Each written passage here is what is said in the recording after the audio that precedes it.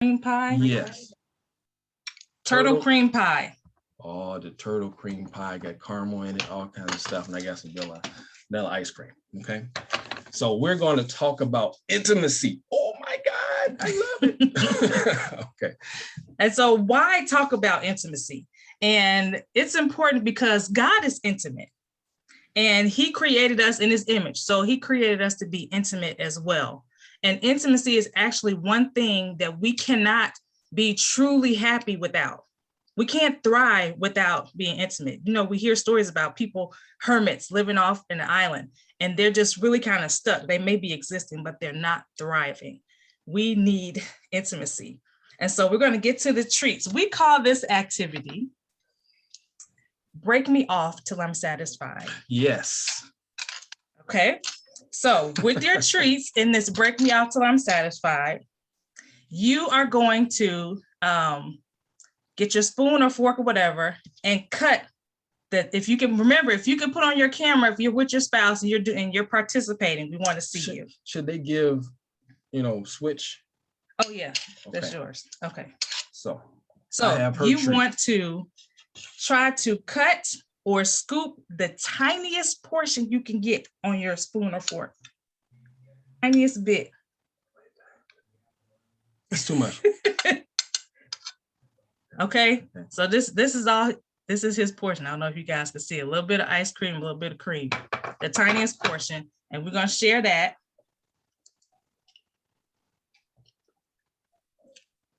That's so good, y'all. This pie, like I could sit and eat this whole pie by myself. It's nice pie. Okay. Okay. So now you put that to the side. You shared your portion, and you're gonna put that to the side. And we're moving on. And we're going to give you instructions. Now, put it to the side. Don't eat any more of it. Now, we're going to go to another activity. What am I lacking? Where do you lack intimacy? So I'm going to put a slide up.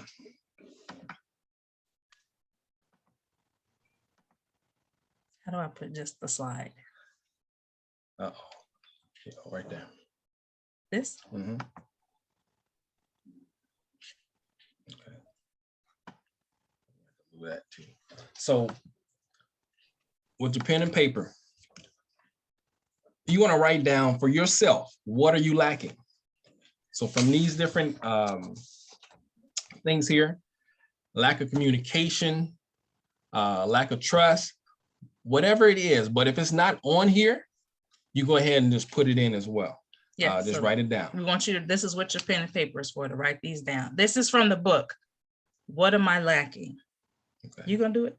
Am I gonna do it? Are you gonna do the exercise? No, not right now. No, we did it. We did it earlier. We're gonna need to do it again.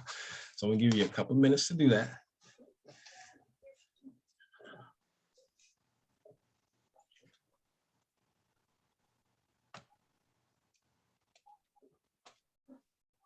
So then after you write those down, if your spouse is there, share it with them, okay?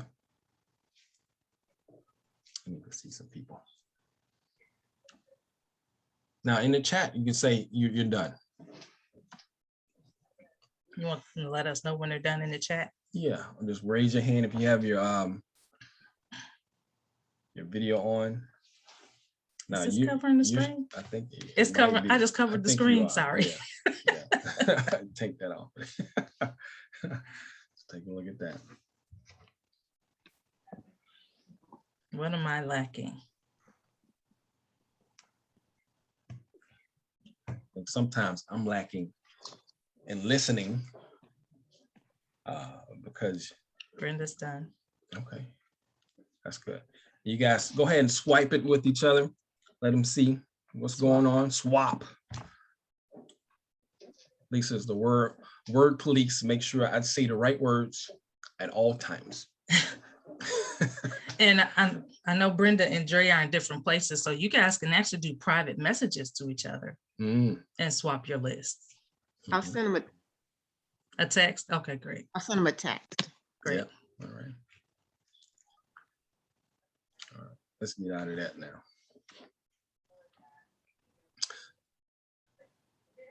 Now, did you guys price swap? Now, this exercise is to help you find out anything that you didn't know about how your spouse was feeling. This is not a negative exercise, because sometimes when we tell our spouse that, oh, you don't do this, you don't do that, we get defensive. And we were like, well, you don't do this and you don't do that. But we don't want that to be the case. This is the opportunity to learn about and understand your spouse better. So if you don't know about it and you don't work on it, your intimacy can start to die. Really. Or is dead already. Or is dead already, yeah. So I was listening to some music, and this song called Rise Up, Lazarus came on. I don't know if you guys are familiar with it, but it really caught in my spirit the whole story about Jesus calling Lazarus up from the dead. And so based on the lack that we all have in our intimacy that may have caused death, I wanted to explore that in terms of the story of Lazarus, where Jesus calls him to come out and walk away from this dead place. So a verse I wanted to share that's in Proverbs 14:12 and 16:25. So, when the Bible repeats something, it's something that God wants you to really catch. And it says, there is a way that seems right to a man, but its end is the way to death. So we may be doing some things in our relationship that we think are right, but it's actually leading to death and maybe killing our intimacy. So in the story, we may have deadly places in our lives, because Lazarus was in the tomb, a place of death. And deadly places can be going to the strip club. That can kill your intimacy. In terms of a state of being, you could be in a state of complacency where you're just cool with how your relationship is and not really trying to make a difference. Or you could even be in a state of indifference, which is the opposite of love. So that means you just don't care. You're just in it, and your spouse can take care of themselves and you're taking care of yourself. We could be surrounded by deadly people. And those are people who encourage us to sin or just to neglect what is right, doing what is right. We also can get tempted by people who, and I don't know if you guys have ever had invitations or know about people who invite you to join into their sexual activity. Swingers, those are deadly. Those are deadly to your intimacy and your marriage. And also people who we may be attracted to. And that could happen without our knowledge. Without our conscious effort. It could be someone at work that we start to develop a physical attraction to, or even an emotional attraction.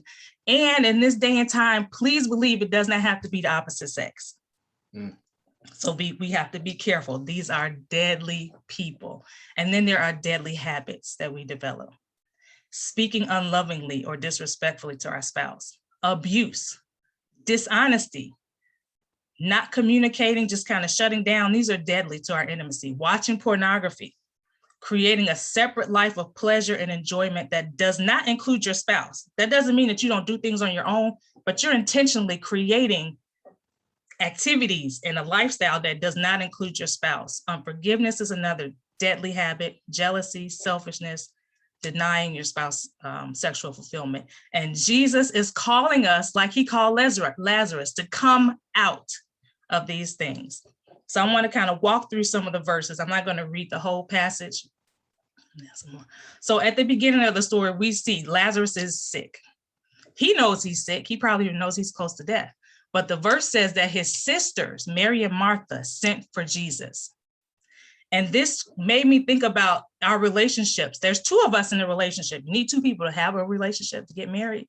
But when there is lack, one person can make a difference when they call for Jesus. And then we move on to verse 4, where Jesus emphasizes, I'm sorry, my phone died. Jesus emphasizes that the illness is not to death. It is for the glory of God. And we want to remind ourselves that whatever lack we have, whatever challenges we're experiencing, the ultimate outcome is God's glory. We all fall short, but our failings never negate God's plan to be glorified in our lives, even in the valley of the shadow of death. Then we move on. Jesus knew that Lazarus was dead. I don't know why this never occurred to me when I read Lazarus before, but it really stuck out this time. He knew when he received the message that Lazarus was dead. And when he spoke to his disciples, they didn't get it. They thought he was sleeping. And so he had to make it clear to them, no, Lazarus is dead. And he stayed longer. He could have gone to them immediately, but he stayed longer because he wanted to achieve a greater purpose, which led to a greater blessing for all the people around. And in our marriages, in our challenges, we want God to fix things right away. Sometimes he doesn't. And we have to sit in our frustration and work through it. But he's trying to achieve a greater purpose and a greater blessing. And we just have to keep reminding ourselves that. By the time Jesus gets there, it's been 4 days. There's no doubt that Lazarus is dead. And they even say, at one point, it probably stinks because he's starting to decay. Sorry, stop moving, babe. So as they come and approach Jesus when he finally gets there, they keep saying, Lord, if you would have come sooner, he wouldn't have died. And then other people start whispering, isn't this the man who could have kept him from dying? He heals other people. Why couldn't he keep this man from dying? And so we see different people's beliefs, and Jesus keeps mentioning your belief. Your belief matters.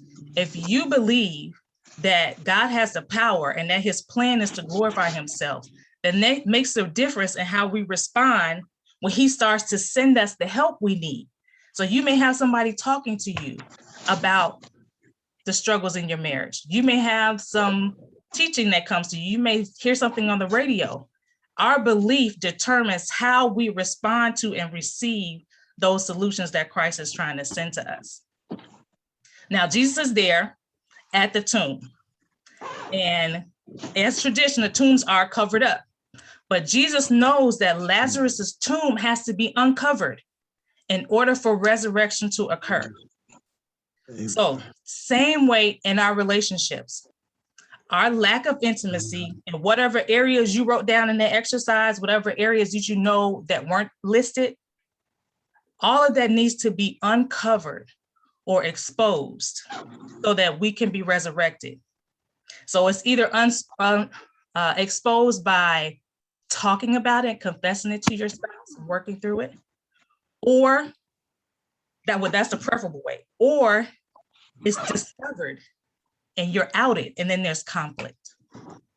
So Luke 12:3 in the New Living Translation says, whatever you have said in the dark will be heard in the light, and what you have whispered behind closed doors will be shouted from the housetops for all to hear.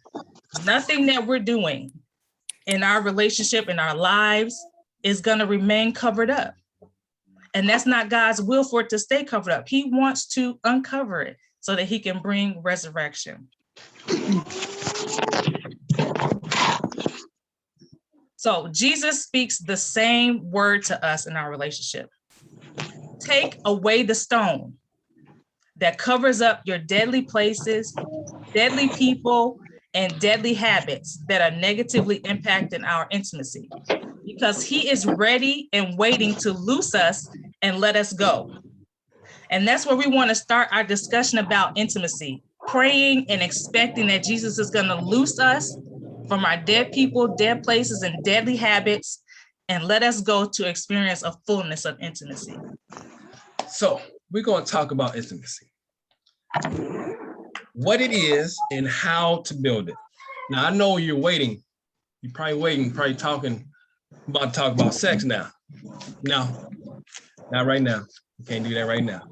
Our number one goal should be to work on the things we do outside the bedroom, so it will be more satisfying and more frequent between the sheets. You know that song? So defining what it is, what intimacy is. What is intimacy to you? So a couple of people, tell me, what is it? What is it to you? What is intimacy? You can put it in the chat if you want.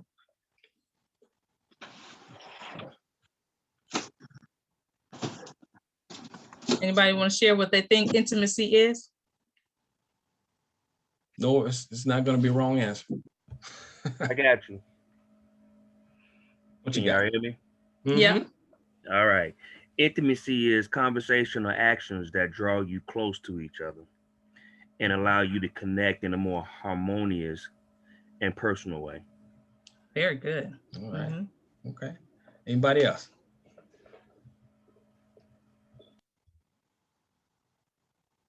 Anything else? Says connection. Somebody said connection. Yeah, I was just gonna say, first of all, I agree with the connection. It's more of a mental connection than physical. I think when that mental connection is very, very strong, the physical will be off the chain, for lack of a better word. Okay. All right. So Lisa, tell us what intimacy is. What our definition is today. So in our studies, we were working out a good definition of intimacy, and it definitely includes the things that you guys have said.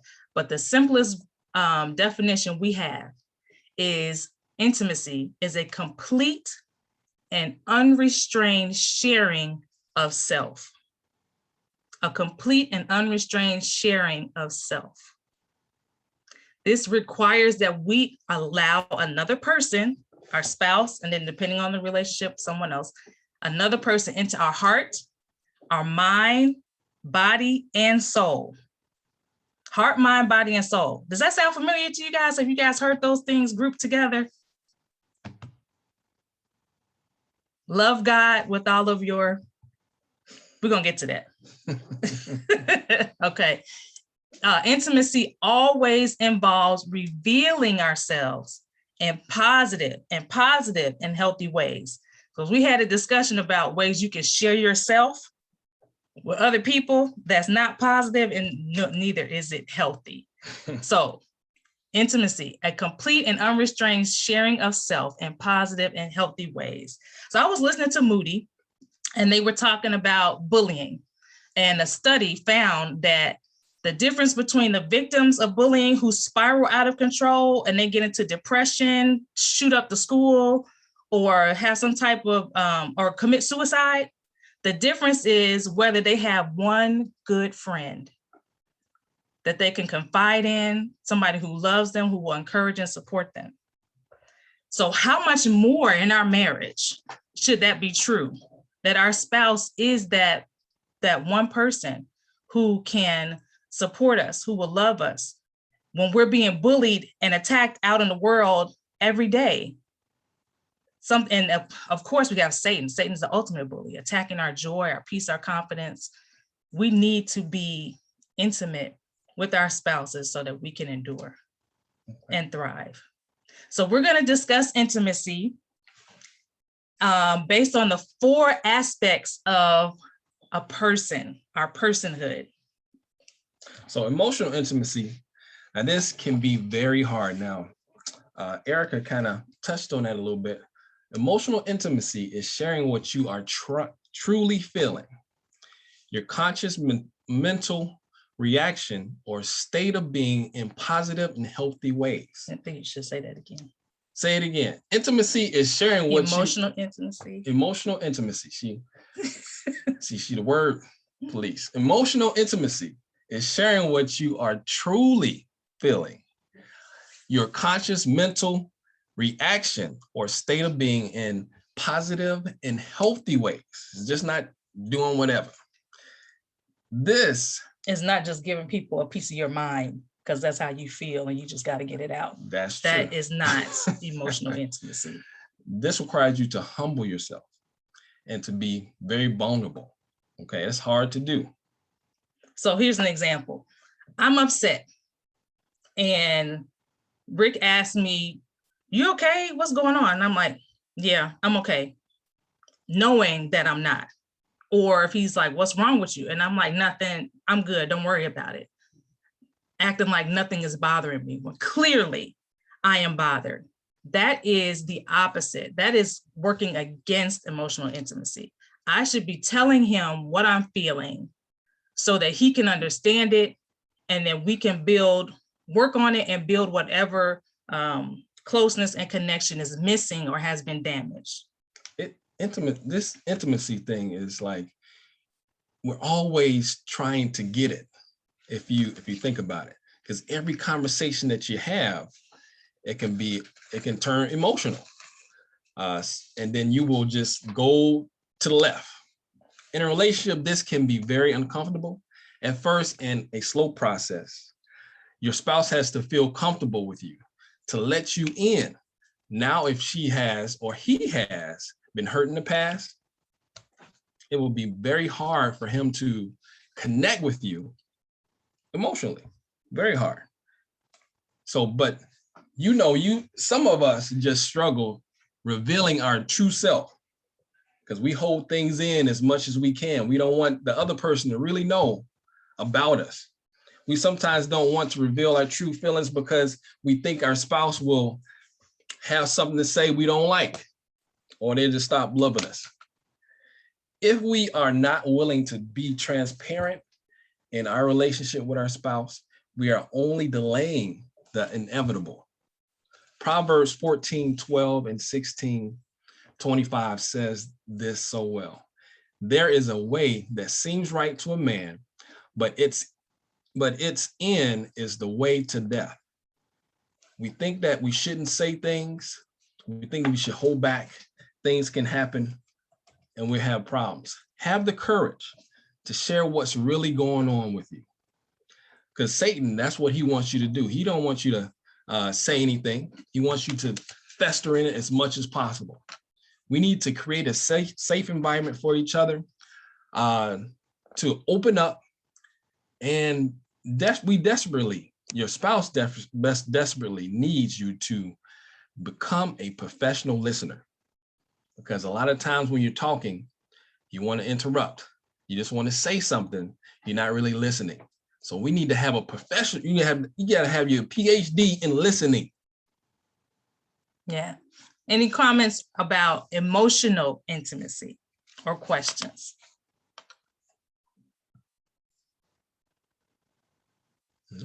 All right. The next aspect of intimacy is intellectual intimacy. And that is sharing your views and beliefs about the world and everything in it that matters to you in positive and healthy ways. That's always going to be a part of building intimacy, that is in a positive and healthy way. This intimacy can take a long time to establish. And you may not have even heard of it unless you read the chapter. I think it's in it. This type of intimacy is built by conversations that you have about your different experiences, events, education, just the way you see the world. And we did a lot of this when we were first dating, when we first met, because we wanted to get to know the person. This is something that we need to continue doing because we're always experiencing something. And we need to always continue to build our intimacy. Now, this will blossom in a non-judgmental environment. Like the young people tell me or tell other adults, don't be so judgy. Can't be, I don't know if you guys ever heard that before. Maybe it's just my kids that tell me that. But you don't want to be judged. Probably Erica, her kids probably told her that. Yeah, and Todd and Jasmine, one of them even said, if you feel judged when being intimate and vulnerable, how do you rebuild and open back up? Okay. You gonna answer that question? Yeah, you just talked about being judgy. Yeah. Let me read that again. So when your kids feel judged, when your kids say you stop being judgy, how do you fix it? I fix it by not judging them. By trying to understand what they were saying. Yeah. And working towards hearing before you form all of your opinions about it. But I think this statement is going to be very hard for a few of you guys. It's going to be hard for you to wrap your mind around this. So you ready for it? Your ideas are not always right. And your spouse's ideas are not always wrong. So build intellectual intimacy So you need to have an open mind. And that's what, she was kind of talking about. Well, my kids, they think my mind is closed. So I haven't opened up my mind. Yeah. So your goal has to be to have a two-way conversation. And a lot of times when the kids feel like it's mostly Rick, it's being judgy. It's often a one-way conversation. He's telling them what it should be, what they should think. And so you want to have like a tennis volley. You want to go back and forth to hear what the other person is saying and to share what you're saying, to get your thoughts out without interruption, without shaming, prejudging, and without retaliation or being combative. That's another thing that makes people close up and not want to be intimate, not want to share. So there are times when your spouse is talking to you and for whatever reason, you may prejudge their statement. It could go something like this. I think we should take a portion of our money and put it in a separate savings account. Now, just that statement alone, you guys probably was thinking about something, probably prejudged what's really going on. Then the spouse might say, why are you trying to put my money in another account? I know what you're doing. You're trying to spend more money on clothes or whatever you want to spend your money on. Or who are you trying to give money to? Did your mama tell you to do that? I told you to stop talking to her because she don't like me. Oh, I know you trying to create a stash so you can leave me, huh? I swear for God, I wish you would stop talking to them girls, your girlfriends, because they don't know, they don't got a man. They ain't gonna get no man. They need to stay out of my business. But the thing is, or you may just say no without any reason. You didn't take account to anything that they said something to you and you just went off on the deep end. You didn't see why. We must look beyond what our spouses are saying and find out the why. This is a point Dre was talking about last week. Find out what has made them believe whatever they are saying. Instead of being so frustrated about how they think, ask why they think and believe that thing. Last night, we were doing that all night long, working on this. She was like, you think this? No, I don't think this. You think that. Like, what? Just listen and find out the why. Why are they thinking the way they're thinking? So that's intellectual intimacy. The next aspect of intimacy is physical intimacy. Physical intimacy is the complete and unrestrained. Okay, hold on before we go there. Anybody want to comment on intellectual intimacy? Maybe it was just, go ahead. Selena. Good morning. This is such a good topic. I honestly think that the intellectual intimacy is probably the most important, because it's what you think or what you're saying. That's the thing that keeps you in constant conflict. Because I said something and you misinterpreted what I said. And so now you in your feelings, or you said something and I misinterpreted what you said. So now I'm in my feelings. And now we have all this conflict because we're not listening to each other and we're not asking that question. And if we ask the question, then we don't trust the answer because we already have in our minds what we want to believe. So it really don't matter. Even though I asked the question, it really doesn't matter because I'm going to believe what I'm going to believe, because that's just the space that I'm in. So you have to come to a point where, if I ask you a question, I have to have made up in my mind that I'm willing to trust that what you tell me is what it is. It's the right answer. It's what it says. And I can't be in a position, or we shouldn't be in positions where, we already have a mindset that I don't believe you or I'm going to doubt it, because when you give me that, then I'm shutting down. Then don't say nothing else to me. Yeah, that's true. Yes, and that is so true. And we were dealing with that as we were preparing, because Rick had ideas about things. Always Rick. Had ideas about things before we discussed the meaning of it. And so it is very important that you are willing to, even just, if you don't want to like throw out your opinions, just kind of set them to the side for a minute. The term is suspended disbelief. Just suspend them for a minute. Just sit them over here on the side until you have the conversation, the back and forth, like Selena is saying, so that you don't shut down because you just want to hold on to those things. And it's important not to disregard what somebody else feels. Mm-hmm. You know, if you disregard what I feel, then why ask me?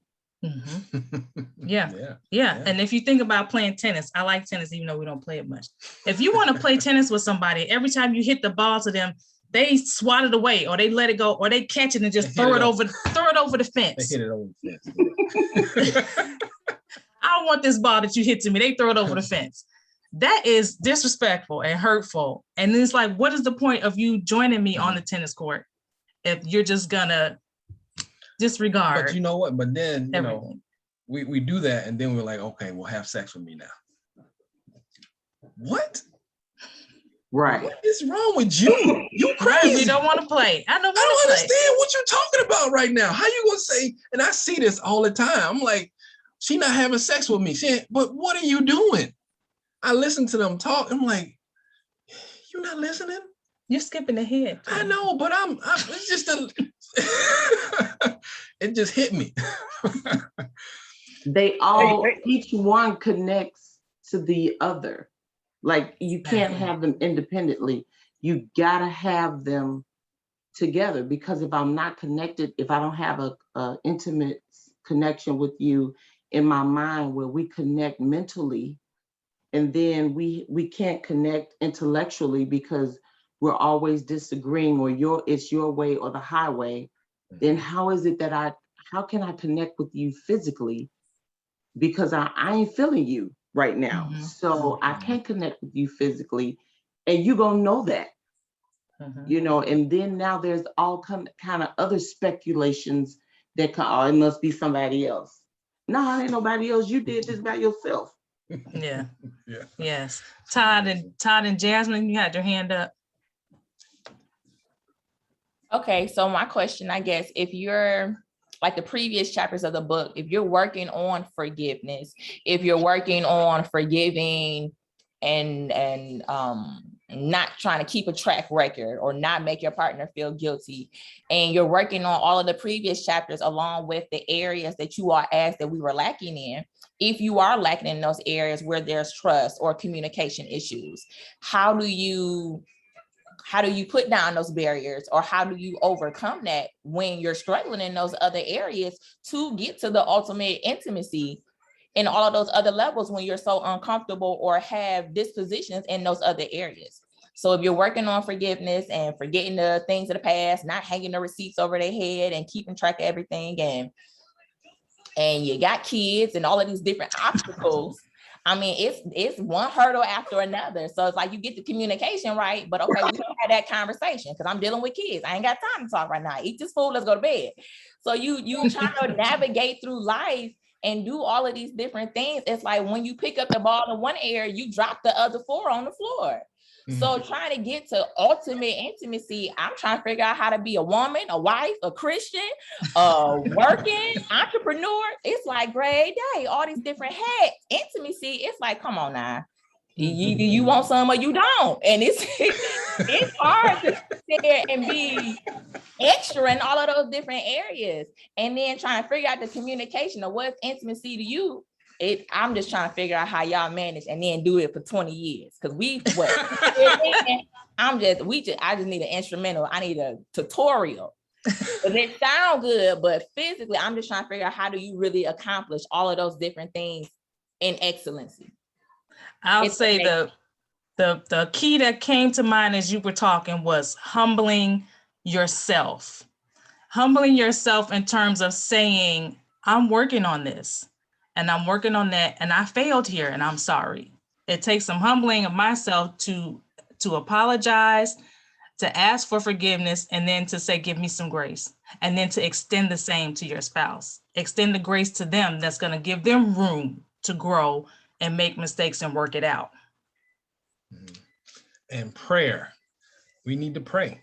That's something we're going to talk about a little bit later on, but we need to make sure that we put God first. But we're going to go ahead and let Maurice Rochelle speak. Good morning, everyone.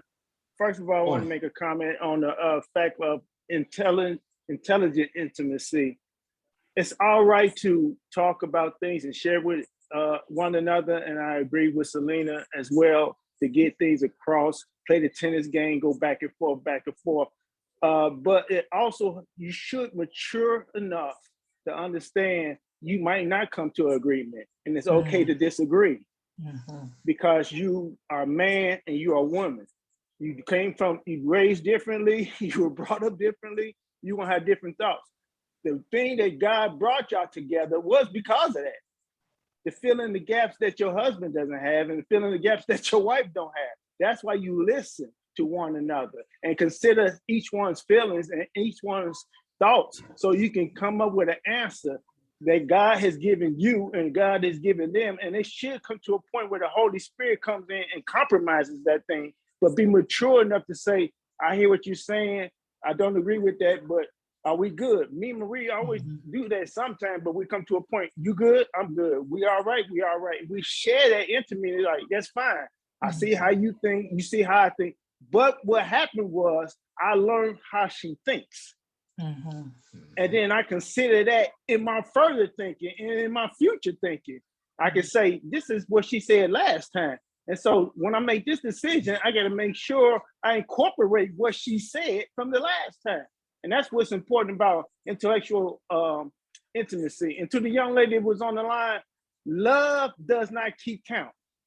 That's what the Bible says. So if we continue to keep count, agape love is unconditional. And it takes time to love the way God loves, because God is love, and he that loves not knoweth not God. But the way to love like that is to say, I'm going to give my all to you. You're going to give your all to me. And regardless of where we at. And then you said, Elisa, humble yourself under the mighty hand of God, that he can exalt you as being a husband, as being a worker, as being a career manager, as being this. Everything we do, we don't perform our duties without Christ. He who has called you will perform it. If we perform it, we're going to get tired.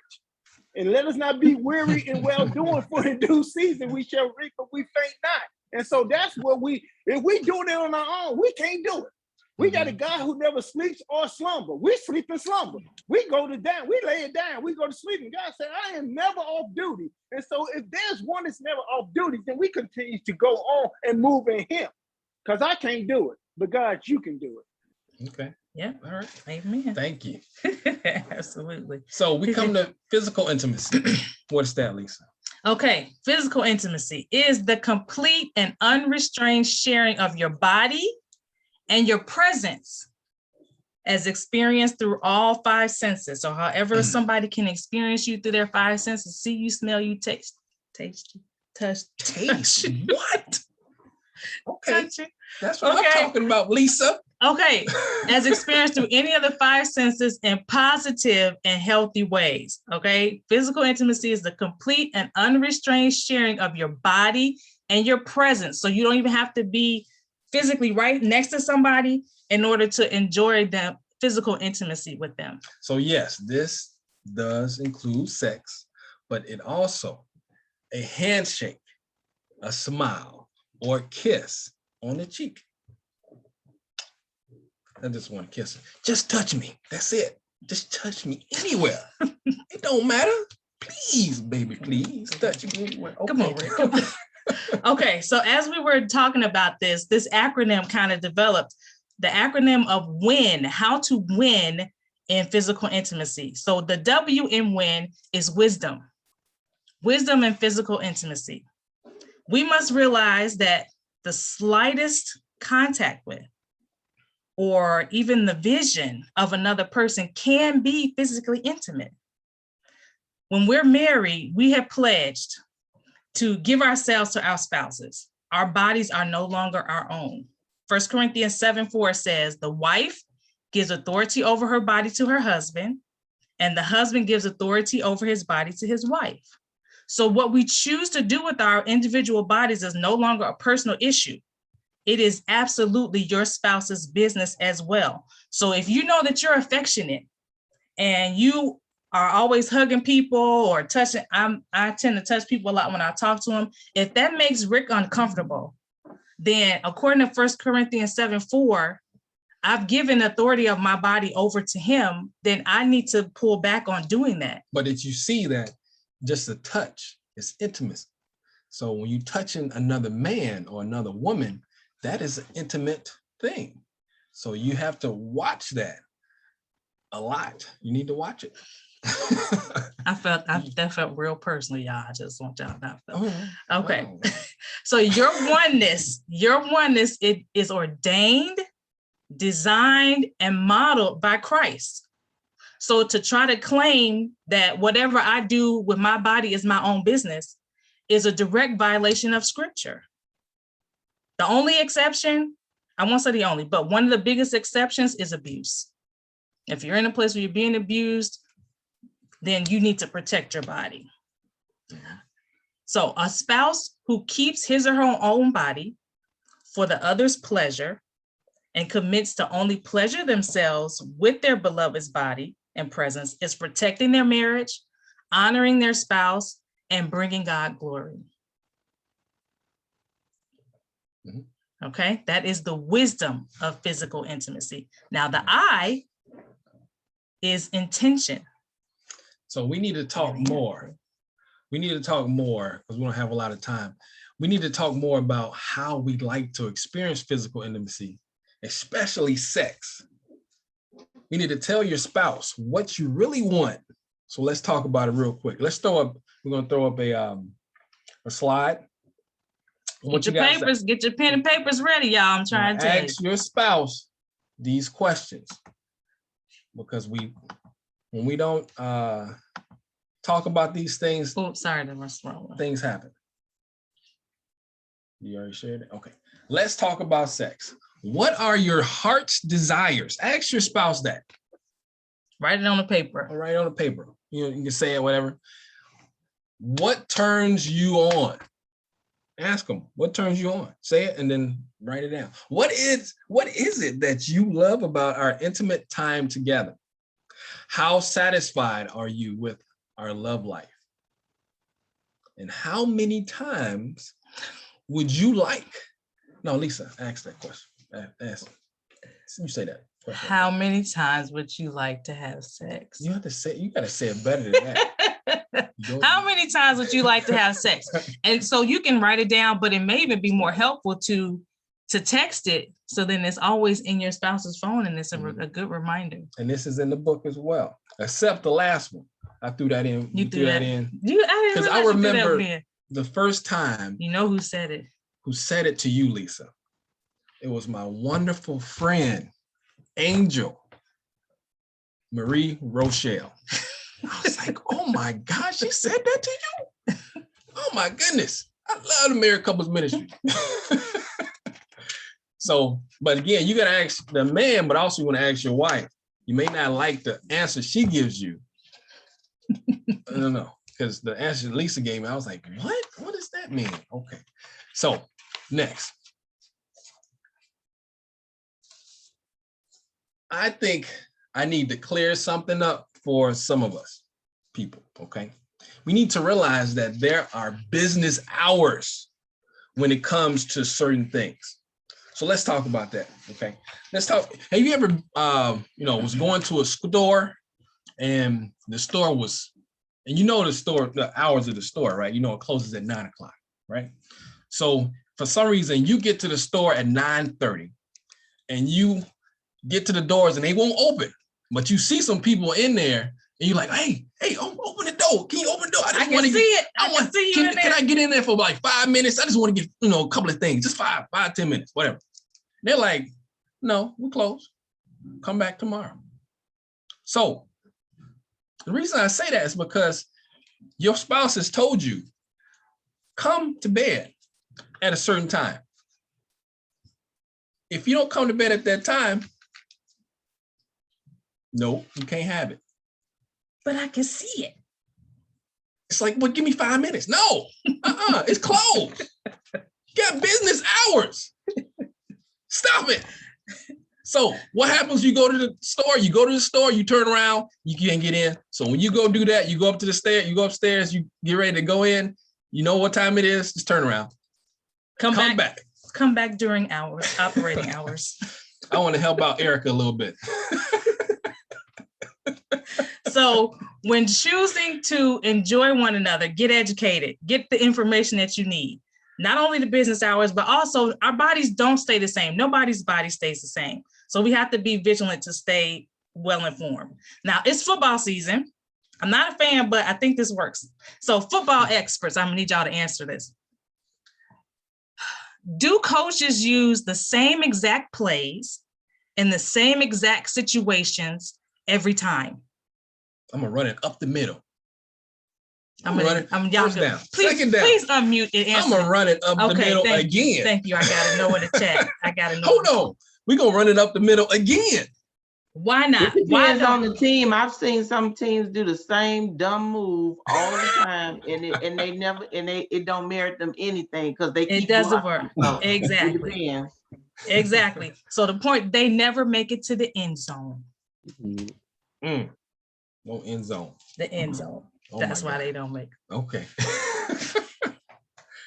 So in order to make it to the end zone, I have a suggestion for a few areas that you could continue to study. So you can study parts of the body and their sensitivities.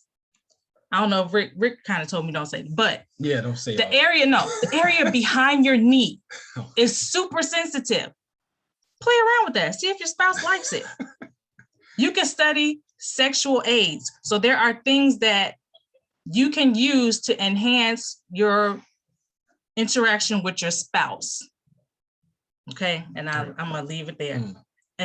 You can study how hormones affect your wife, because hormones can cut business hours short. The store's supposed to close at 10, and the hormones come on, the store's about to shut down at 1:45. That's why you got to be working in intimacy all day. You know, whenever it hits, you better take it where you can get it. Yes.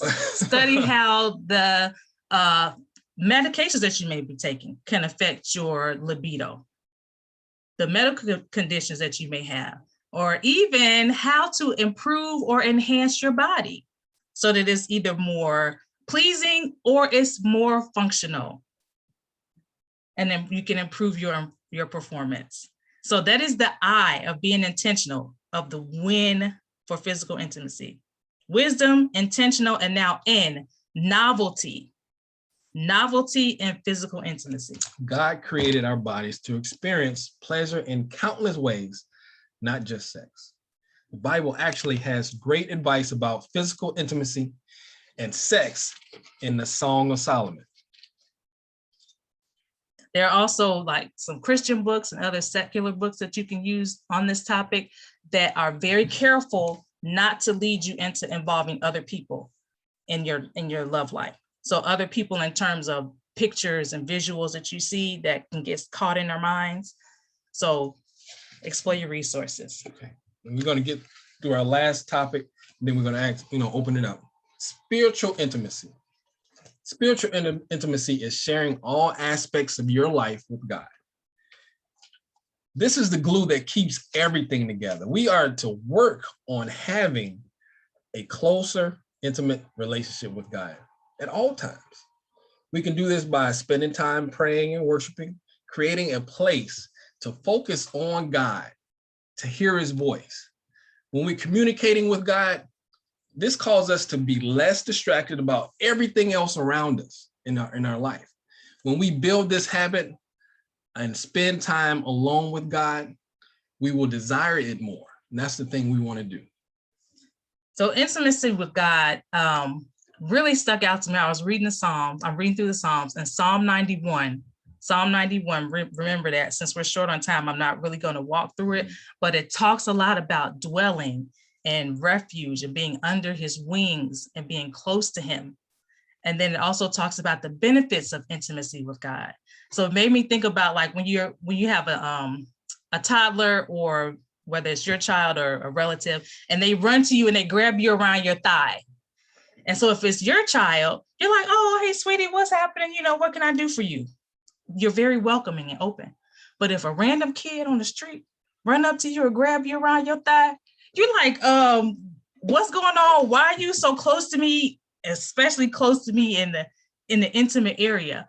And so it's that kind of illustrated to me the exclusive intimacy we have with God as his children, that we can get close to him. So we see so many couples struggling to change their ways when one or both are not close to God.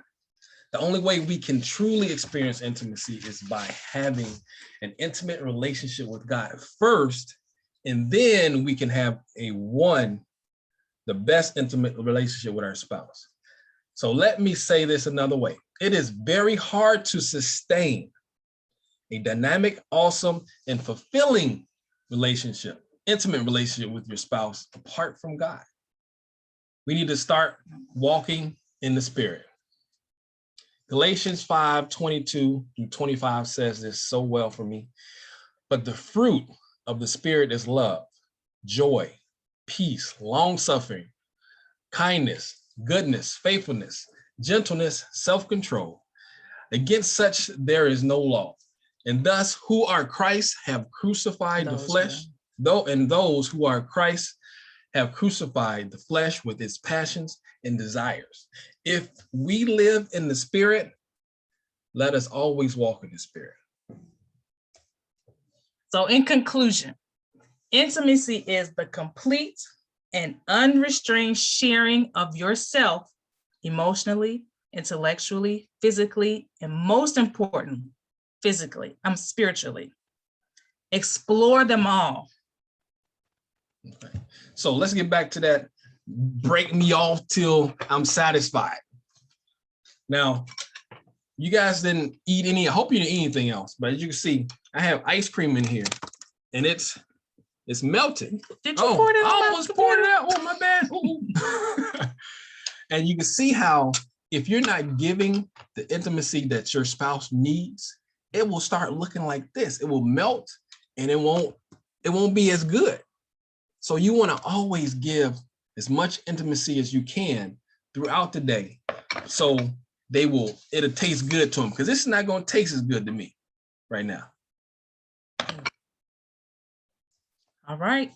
So comments. That is it. Any comments or questions? I know we're right at 10:30. He had his hand up for a long time. You want to say something, Reverend Rochelle, before we wrap up? I don't know how to put the hand up. Did you disappear on us? You might have. How about you, Todd and Jasmine? So should you, hold on, baby. So should you get your intimacy right with God before you even attempt to fix it with your partner? Or should you do it simultaneously? I need some order of operation. Definitely simultaneously. Yeah. Prayer during the times where Rick wanted some physical intimacy and I was not having it saved his whole life. Literally praying, God, I do not like him right now, but I want to meet his need. Help me. Yeah. And so working on that closeness, spiritual intimacy along with physical intimacy is key. And it goes both ways, because men, we have some things that our wives need to do for us. And if they don't do that, we can't be intimate either. And you found that out as well, so don't put it all on me. It's rare. Said it's Anything rare. else? Anybody else? Real quick, I want to comment for Jasmine. I feel like more practical things should have been given to her actual question. We could always pray about a lot of things, but sometimes not knowing which direction to go can stifle just simply praying about something, because you're not feeling like it's being answered if you don't know what to do. So one of the things that she asked was, you got 5 activities in your life that's controlling what you do daily. You have to compartmentalize the situations. and place priorities on those very things. In doing so, what you practically do is you designate time for them, whether it's a small amount of time or a large amount of time, but place a priority number on them and place a time factor on them. And then the second thing you should understand is it's an actual process. You ain't gonna get it tomorrow. But if you say, well, you know what, I'm gonna give 20 minutes to telling my husband sweet things about him, trust you'll be beginning that process. I'm gonna spend 35 minutes tending to the children and 40 minutes tending to my business. But keep in mind, in compartmentalizing it, you're prioritizing things. So you have to place a number on, okay, well, what I'm gonna place first, second, third, fourth, and fifth, and then designate time accordingly. And then over time, you learn how to juggle them, because it's a juggling process, to where you gradually perfect it. That's good. Yeah. Yep. Thank you, Joseph. That's what I like about this class. You know, we can pull from different strengths from other people, so we can continue to get people's answers to questions. Reverend Rochelle, you still there? You want to say something before we end? I have a question before he comes on. Can you give us those points again to intimacy? Like when, each point you gave, someone asked, okay. Can you give us those points and then Reverend Rochelle can come on? Thank you. All right. The first point is emotional intimacy. The next one was intellectual intimacy. Then the physical intimacy, then the spiritual intimacy. Yes, and with physical intimacy, the way you win is to use wisdom, to be intentional, and to employ some novelty, trying new things, being open to new things. This intimacy has so many things that you have to deal with, and it's going to take time. So like I said in the beginning, it's a process, and you got to have to learn to love the process, because you have your love of your life to go through it. Because God didn't have to give them to you. Stop being so mad about everything else and start thinking about what God has already given to you, and love on the person that you have. And it's only going to get better. If you work on it, it's going to get better. I want to say one last thing. I do appreciate you all. This has been so good. But if I could add something to the win, not only is it wisdom, but it requires a willingness from each party. You have to have a willingness from each party in order for you to do any of this, even with the spiritual intimacy, because you can both be in Christ. And if you're at a point where you praying, he praying, but y'all may not necessarily be praying together for whatever reason, because you can't get the other parts of the intimacy right. So it requires a willingness on both parts in order for you to be able to come together to make all the other parts of the intimacy work. That's true. All right. So I'm gonna put in a quick plug. We have a Facebook page called Rick and Lisa. If you guys go ahead and take a look at it, we try to help people with their relationships. And so we talk about it as much as possible. So go ahead and go on Facebook and look at that. And we're going to close out. We're going to close out. We're going to close out. Patrice, you want to say anything before?